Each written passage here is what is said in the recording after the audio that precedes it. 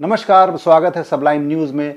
जिस तरीके से देश भर में जो हलचल मची हुई है बीजेपी में, ख़ास तौर से जो आप अगर शुरू करें बंगाल से, तो बंगाल में किस तरीके से मोदी जी की पहली रैली पूरी तरह से फ्लॉप हुई और उससे बड़ी खबर ये आ गई है उत्तराखंड में जिस तरीके से कल आनंद फानंद में वहाँ के मुख्यमंत्री रावत जी ने जो इस्तीफ़ा दिया है 4 साल को पूरा होने से भी पहले, यानी उनकी ज़बानी अगर आप समझें तो 4 साल पूरा होने के लिए 9 दिन बाकी था और 1 साल के बाद वहाँ पे चुनाव होने वाला है।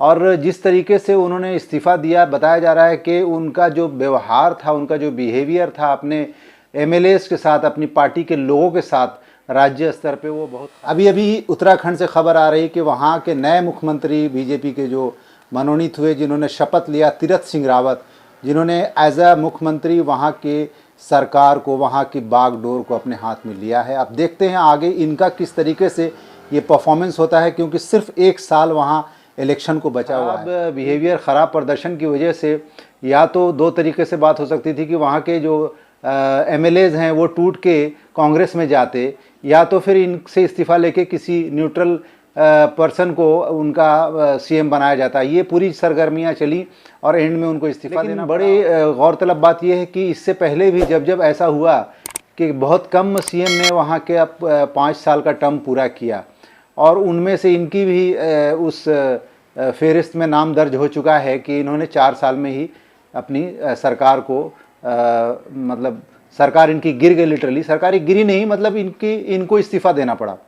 अब आती है नंबर आएगा हरियाणा का। जो हरियाणा के खट्टर साहब मुख्यमंत्री हैं, उन्होंने सदन में अपना रोने का एपिसोड कर दिया कि हमारा दिल रोता है किसान भाइयों के लिए, इस तरह की बातें। और इससे पहले भी एक दफ़ा यही मामला हुआ था, ऐसा ही मामला हुआ तो उत्तर प्रदेश के योगी जी भी बोलते बोलते इमोशनल हो गए थे और उन्होंने भी रोना शुरू कर दिया था।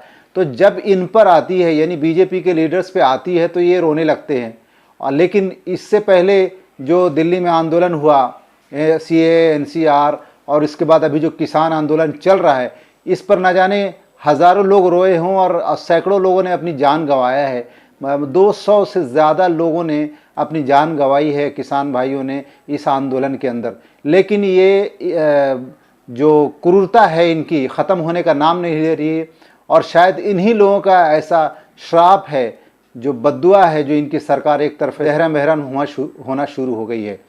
देखिए बंगाल की जो सूरत हाल है, वहाँ पर तो किसी कीमत में बताया जा रहा है कि बीजेपी का परफॉर्मेंस बेहतर हो ही नहीं सकता, क्योंकि मोर देन 20% वहाँ पर किसान हैं, फार्मर्स हैं, और कोई फार्मर्स इनको वोट तो देने से रहा। और ममता दीदी, यानी पूरे हिंदुस्तान में एक टाइम था कि 4-5 मुख्यमंत्री लेडीज़ हुआ करती थी, महिलाएं हुआ करती थी, लेकिन आज की तारीख में एक ही महिला मुख्यमंत्री है हिंदुस्तान में, और वो है वेस्ट बंगाल की ममता बनर्जी जी। उनको हराने के लिए, उनको झुकाने के लिए पूरी भारत सरकार उनके पीछे पड़ी हुई है। लेकिन एक तरफ भारत सरकार और दूसरी तरफ जनता, तो ये भारत सरकार वर्सेस जनता दरबार वाला हाल हो गया है। इसमें जनता जिसको चुनेगी वही जीत के आने वाली है। अगर ईवीएम में किसी तरीके का घोटाला नहीं हुआ या कोई ऐसा धांधली नहीं हुई, तब तो कोई सवाल नहीं है जो ममता बनर्जी को कोई बंगाल में हरा सके। लेकिन अभी उत्तराखंड के तर्ज पर अब एक एक करके कई 3-4 स्टेट में ये सर्कल घूमने जा रहा है। अभी नंबर 2 पर पहुंच चुका है हरियाणा, और खट्टर सरकार की जो गद्दी है, जो सीट है, वो ख़तरे में आ चुकी है। खबर आ रही है कि बहुत जल्द उनको इस्तीफ़ा देना पड़ेगा और उनकी जगह कोई और विराजमान होंगे उनके सीट पे। इसी तरीके से अगर आप आगे बढ़ते हैं मध्य प्रदेश में, तो मध्य प्रदेश में आपको याद होगा कि वहाँ पर सरकार कांग्रेस की अच्छी खासी बन चुकी थी और बीजेपी ने सेंध लगाया और माधव सिंधिया को अपनी तरफ खींच लिया। लेकिन अभी खबर आ रही है कि वहाँ सब कुछ ठीक नहीं चल रहा है और वहाँ के मुख्यमंत्री की भी गद्दी बहुत ज़्यादा ख़तरे में है। यहाँ तक कि जो उनका मंत्रिमंडल है वही ख़तरे में है, क्योंकि बताया जा रहा है कि माधव सिंधिया राहुल गांधी के संपर्क में हैं और हो सकता है कि वो वापस कांग्रेस ज्वाइन करें। और अगर उन्होंने कांग्रेस ज्वाइन कर लिया दोस्तों, तो फिर खैर नहीं है वहाँ की सरकार की। वो तो एक अलग पैरेलल मैटर चल रहा है, लेकिन साथ साथ वहाँ पर भी उनके बिहेवियर, उनकी क्रूरता, उनकी कठोरता, वो अपने आप को योगी जी के ऐसा एक होता है ना, आरएसएस बिहेव करने में चक्कर में पड़े हुए हैं और वो अपनी इमेज को और कट्टरपंथा में कन्वर्ट करने की कोशिश में लगे हुए हैं, जो शायद उनको नुकसान हो सकता है और उनकी गद्दी अभी, उनकी सीट खतरे में बताई जा रही है। उसके बाद आप आसाम में देखिए तो आसाम में भी कुछ ठीक नहीं है, वहाँ भी माहौल बहुत ख़राब है। वहाँ पर भी दो गुट, पार्टी के अंदर ही बहुत बुरा हाल है, दो गुट का एक आपसी फाइटिंग चालू है।